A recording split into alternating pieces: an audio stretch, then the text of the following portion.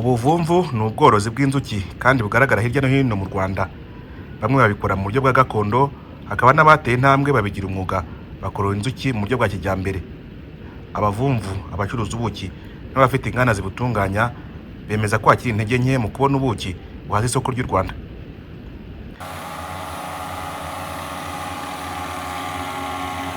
Batunga agatoki imiti iterwa ibihingwa bitandukanye igamije kwica ibyonnyi, kuko iyi miti irenga ikica n'ibindi binyabuzima birimo n'inzuki. Inzuki zigenda zigabanyuka kubera iterwa ry'imiti mu bihingwa, kandi no gutera iyo miti nabyo birakenewe kugira ngo babone umusaruro uhagije abaturage babashe kwihaza. Ariko hakaba hari icyuho cy'uko inzuki iyo zibaye nkeya ku rundi ruhande, ibyo twita pollination cyangwa se pollinisation, kubangurira kwa bya bihingwa akenshi biragabanyuka cyane. Aba basaba ko hashyirwaho ahantu hihariye hagenewe kororerwa inzuki kandi hatagira imiti kugira ngo umusaruro w'ubuki wiyongere.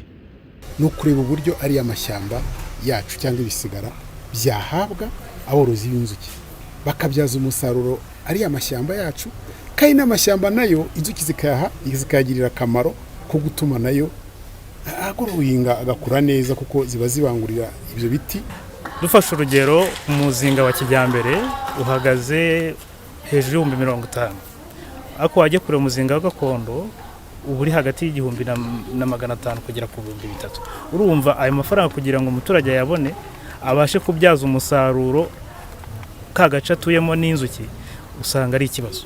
Umuyobozi mukuru wungirije wa RAB ushinzwe iterambere ry'ubworozi, Dr. Uwituze Solange, asaba abahinzi gutera imiti yica udukoko mu gihe cy'umugoroba kugira ngo hirindwe iyangirika ry'urusobe rw'ibinyabuzima binyuranye birimo n'inzuki.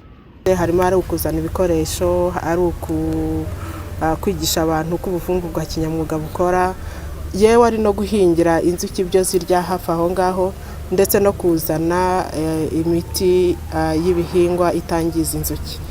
Ibyo ngibyo byose nibyo twateganyije kwerekana hano, kuko ahandi babishoboye ko inzuki zishobora kubana amahoro n'ibihingwa kandi buhinzwe mu buryo bwa kijyambere.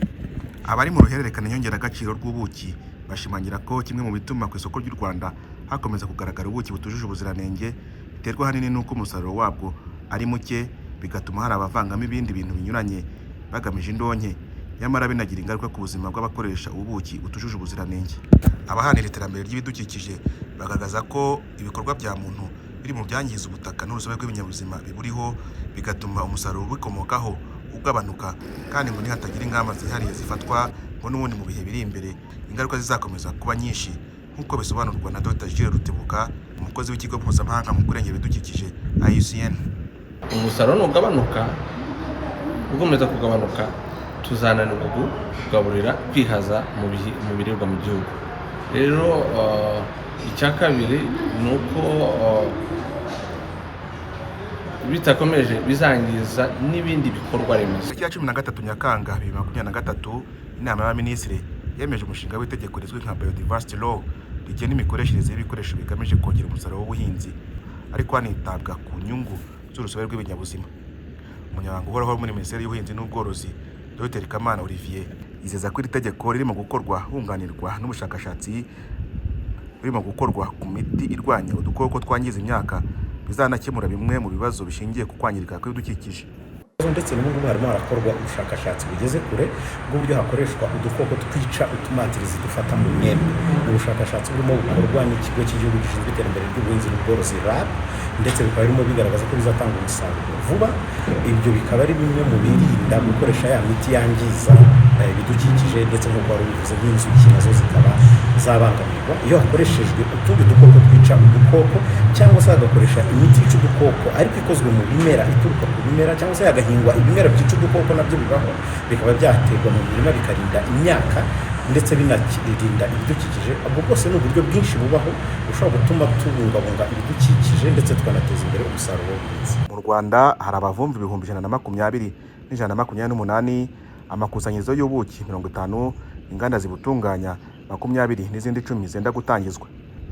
Bivuga ko muri 2011 u Rwanda rwabonaga toni 3423 z'ubuki, muri 2020 umusaruro w'ubuki wageze kuri toni 5800, mu gihe ariko muri rusange isoko ry'u Rwanda rikeneye toni 17000 z'ubuki. Cyokora mu mwaka wa 2024 igihugu gifite intego yo kuzaba kibona umusaruro ungana na toni 8,000.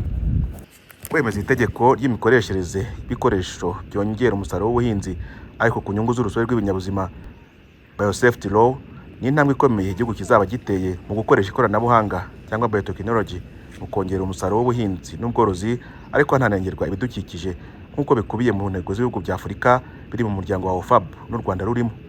Jean Claude Mutuyezu, i Kigali.